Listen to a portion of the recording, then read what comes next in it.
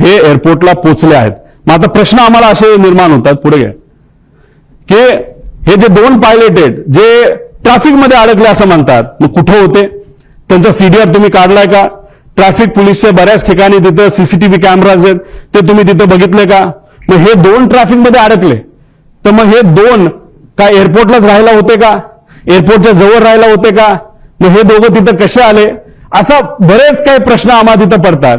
त्यानंतर ते आल्यानंतर ब्रेथ अनालिसिसची टेस्ट झाली का, ज्याच्यामध्ये आपल्याला ते जसं पोलिसांनी रात्री तुम्हाला पकडलं, ते पिलं असलं काय नसलं काय तुम्हाला ते फुंकावं लागतं, तसं हायली ॲडव्हान्स्ड ब्रेथ अनालायझर हे एअरपोर्टला असतात, डीजीसीएला दिलेले असतात.